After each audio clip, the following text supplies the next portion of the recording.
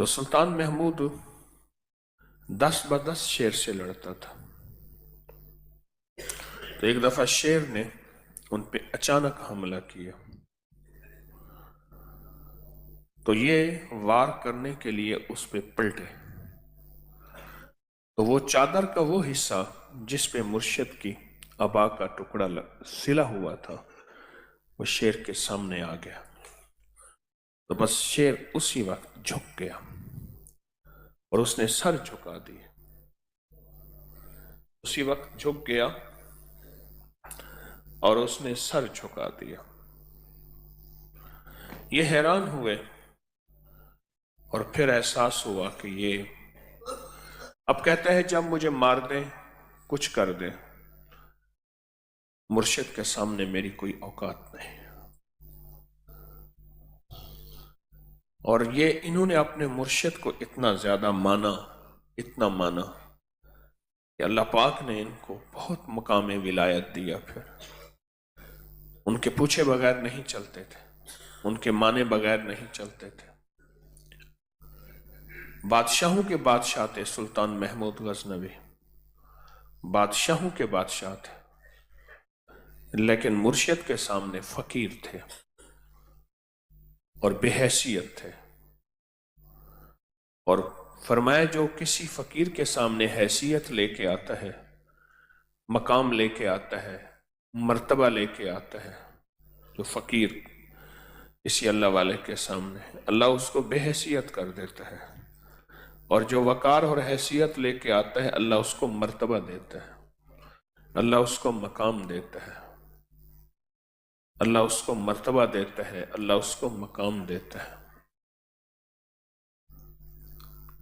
1974 میں زلزلہ آیا تو کابل میں ان کی قبر پھٹ گئی. 1000 سال کے بعد سلطان محمود غزنوی کی میت، اس کا کفن، ہر چیز ویسے پڑا ہوا تھا، ہر چیز ویسے پڑا ہوا تھا. اس کو کسی بوسیدگی نے، کسی مٹی نے نہیں کھایا. شیخ ابوالحسن خرقانی رحمت اللہ علیہ یہ وہ ہستی تھے جو اپنے مرشد کو آج تک کہنے لگے کہ میں نے،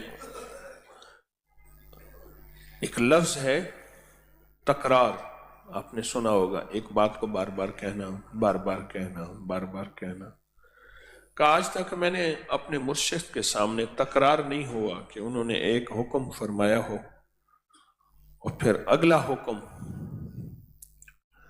اگلی بات انہیں کہنے کا موقع ملا. اور دوسرا ان کے بارے میں ہے جس کا مفہوم عرض کر رہا ہوں کہ میں نے ہمیشہ ان کی منشا کو سمجھا. ایک منشا ہے، چاہت کیا ہے، اور ایک حکم ہے. حکم دوسرے درجے کی بات ہے، منشا پہلے درجے کی بات ہے، کہ میں نے ہمیشہ ان کے منشا کو سمجھا. اور ایک بزرگ کی بات انہوں نے لکھی ہے کہ جب خرقان علاقے کا نام ہے، جب خرقان میں پہنچا تو میں ہر چیز، میری زبان، ہر چیز بند ہو گئی اور میں نے سمجھا کہ شاید میری ولایت مجھ سے چھن گئی ہے. وہ ولایت نہیں چھنی تھی، وہ شیخ ابوالحسن خرقانی رحمت اللہ علیہ کا جلال تھا، ان کی عظمت تھی اور ان کا وقار تھا اتنا زیادہ کہ وہ سمجھ رہے تھے کہ شاید میری ولایت مجھ سے چھن گئی ہے. یاد رکھیں اللہ پاک جل شانہ نے اپنے نبی علیہ السلام کو ایسی قوم میں بھیجا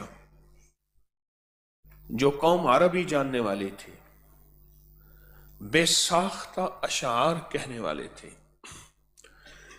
میرے حضور جب ہجرت کے تشریف لے گئے تو وہ مدینہ والے انتظار کر رہے تھے. آپ ایک پہاڑی پہ ایسے چڑھے، پہاڑی پہ چڑھے، پھر اس چڑھ کے پھر نیچے اترنا تھا. تو ہمیشہ جو چاند ہے وہ پہاڑ سے ایسے نکلتا ہے، پہاڑوں سے نکلتا ہے، چاند اونچا ہوتا ہے، وہ انتظار